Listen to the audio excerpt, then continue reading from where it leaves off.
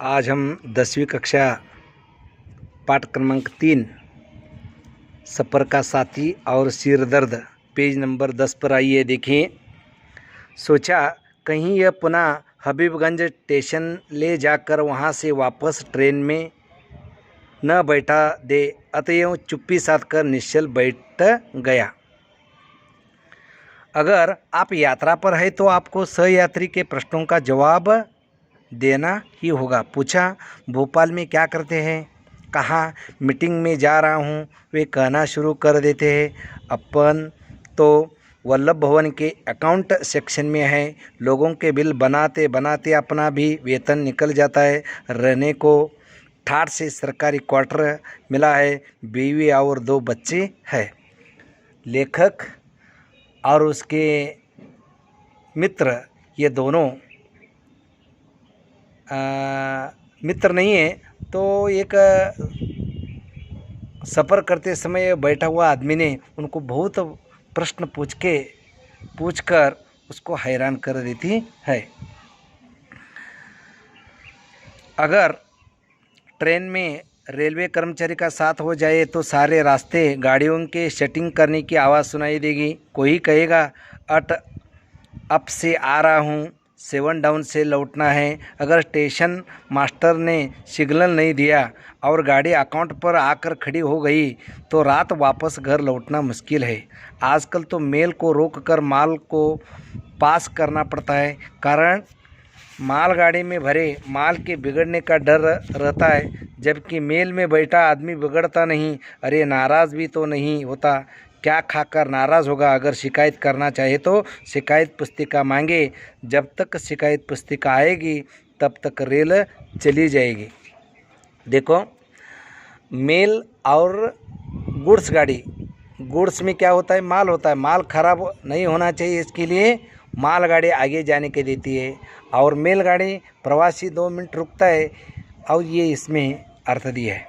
दूसरे ने कहा है, मैं पूछताछ विभाग में काम करता हूँ। लोग बाग भी कैसे कैसे सवाल पूछते हैं। कोई पूछता है 10 बजे वाली रेल कब आएगी, कोई पूछता है छोटी लाइन वाली कहाँ पर खड़ी होगी, मानो उसके बड़ी लाइन पर खड़ी होने का अंदेशा हो। एक दिन एक आदमी ने कमाल कर दिया, पूछा, क्यों भाई साहब, बिना टिकट वालों के लिए बाहर जाने का रास्ता किधर से है? लेखक पूछता है तो लेखक इंक्वायरी विभाग में काम करते, हर अपना काम करके वो टिकट की गाड़ी किधर जाती है, टिकट कितना है, कहाँ से आती है, ये सब प्रश्न पूछते। मैंने कहा, मेरे पास बैठ जाओ, मैं भी एक दिन इसी तरह रास्ता पूछते पूछते यहाँ आया था। अब लोगों को बाहर जाने का रास्ता बनाने का काम कर रहा हूँ। एक बार एक सहयात्री ने पूछा, क्यों भाई साहब, क्या आप यात्रा पर जाने से पहले आरक्षण करा लेते हैं? मैंने कहा, ये तो सहज बात है, आजकल बिना आरक्षण की यात्रा करना सिर दर्द मोल लेना है। देखो, रेल में सफ़र करना है तो पहले हम क्या करना चाहिए? आरक्षण करना चाहिए। आरक्षण का अर्थ रिजर्वेशन करना चाहिए। वे बोले, आप भी अजीब आदमी है। अजीब का अर्थ विचित्र। सिर दर्द तो आरक्षण कराने में है। हफ्तों चक्कर काटते हैं तब कहीं एक सीट मिलती है। आप शान से टिकट जेब में रखते हैं, अकड़ कर डिब्बे में प्रवेश करते हैं और जब कंडक्टर को आरक्षण का टिकट दिखाते हैं तो वह हिकारत तभी भरी निगाह से कहता है, जब टिकट है तो क्या देखना, नहीं होता तो देख लेता। वह दूसरे यात्री के पास जाता है, उसके पास न टिकट है न आरक्षण। इशारे इशारे में कुछ बात होती है और उसे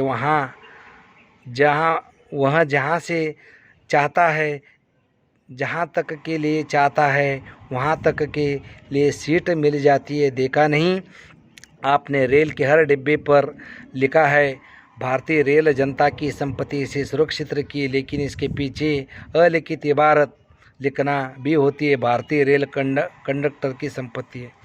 रेल का इधर वर्णन दिया है। रेल में तो बहुत आदमी क्या कर सकते हैं, गंदा रखती है और अपना घर समझकर वो स्वच्छ नहीं रखती है। ऐसा लेखक ने करार व्यंग्य किया है। सांझ हो चली थी, डिब्बे की बत्तियाँ जलने लगी थी। लोगों ने अपने अपने होलडाल बिछाने शुरू कर दिए। मैंने भी थक कर चूर हो जाने के कारण सिर दर्द की एक गोली खाई और लेटना चाहा। सहयात्री ने देखा तो पूछा, क्या आपको सिर दर्द हो रहा है? मैंने कहा, जी हाँ। बोले, आप ऐसी वैसी गोलियां क्यों खाते हैं? इससे रिएक्शन हो सकता है। फिर पूछा, कल क्या खाया था? रास्ते में कहीं पूरी कचौड़ी तो नहीं खा ली? अरे ये रेलवे ठेकेदार कल की बासी पूरी कचौड़ी को उबलती कढ़ाई में डालकर ताज़ा के नाम पर बेचते हैं। कहेंगे हाथ लगाकर देख लो गरम है कि नहीं, उनने तो अपनी जेब गरम करनी है। तो देखो क्या कर सकती है। तो स्टेशन पर जो ठेकेदार है, वो माल बेचने वाला आदमी, कल की तेल में डालकर वो गर्मा गर्म वो सफ़र करने वाले आदमी को दिया जाता है, लेकिन वो जो अन्न है वो ख़राब होती है। मैं तो घर से पराठे लेकर चलता हूँ, रास्ते में कोई और पराठे वाला मिल जाता है तो और 2-4 मिलाकर खाने में मज़ा आ जाता है। फिर पूछा, आपको सिर दर्द कितने समय से है? क्या यह पैतृक बीमारी है या केवल आपको ही है? मैंने कहा, मैं परिवार में सभी के सिर है, अतः सबको सिर दर्द होना स्वाभाविक है। वे बोले, क्या आप भी बिना सिर पैर की बातें करते? जिनके पाँव में शनि होता है उन्हें भी सिर दर्द होता है, जिनके पेट में गैस होती है उन्हें भी सिर दर्द होता है। लेखक का जो बैठा वाला पास का आदमी क्या करता है, पैतृक का पीछे हुआ सा तुम्हारा दर्द है तो गोली लो, अच्छे होता है, ऐसी बात करती है। मैंने कहा, आप वजह ठीक फरमाते हैं। जब मैं घर से चला तो भला चंगा था, ट्रेन में बैठा तब भी कोई शिकायत नहीं थी। किताब पढ़नी चाहिए तब भी मन आनंद से हिलोरे ले रहा था। लेकिन जब से हम सफ़र सहयात्री ने सिर खाना शुरू किया तो बेचारा सिर दर्द नहीं करे तो क्या करे। सच कहता हूँ भाई साहब, मैं सिर दर्द से नहीं, हम सफ़र यात्रियों के लिए यात्रियों के दर्द या सिर से परेशान हूँ। तो तुम भी ये वीडियो सुनकर पाठ का वाचन करके ध्यान में रखिए।